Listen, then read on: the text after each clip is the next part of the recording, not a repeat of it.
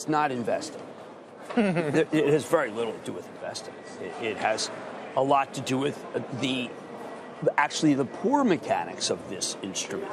Because if you're going to do these different the futures, or they can tell you how much risk there is.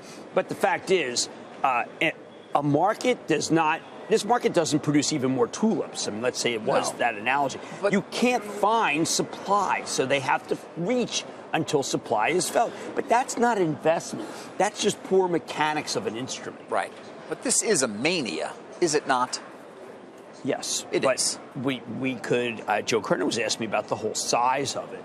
And that's a problem. I mean, one of the things you could say about this is it's going to be a $1 trillion market, and it's at $250 billion, and it has to get to $1 trillion before people realize, you know what, I've made a huge amount of money, and bears make money, bulls make money, but hogs get slaughtered. There seems to be no element of piggishness among the buyers. Right. The level I mentioned earlier, ending the year at 2 million at this rate pace of gains, would exceed the value of all U.S. listed market cap. Well, right. It's ridiculous, is it not? It's absurd. Yeah. Well, but are you going to give people Bitcoin for the holidays? I don't have any to give. I thought about it. I thought about the idea. Let's say you bought them for the holidays. Would you flip them because you made so much money on that present that you really don't want to wait the 17 days? You're going to have to give. Can you give them tenths and hundredths of a Bitcoin? I think that they'll slice and dice Bitcoin.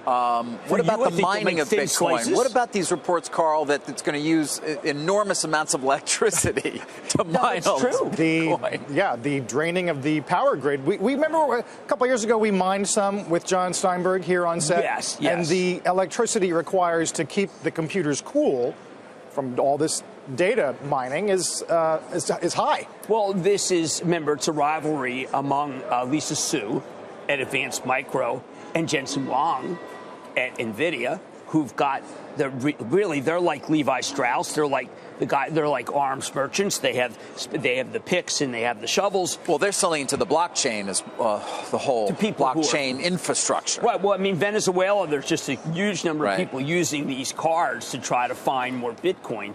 Remember, this is one of the least functional markets I've ever seen. Don't have a lot of supply. People don't understand how supply comes in.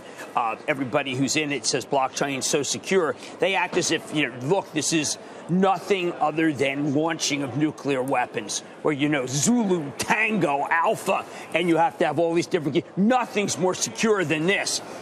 Some people from IBM reached out to me about blockchain for dummies because all of the penumbra around Bitcoin is to say this is the only true currency. Now, there are people who are going out and saying the truth, which is what happened to gold. Now, we find 1% more gold per year.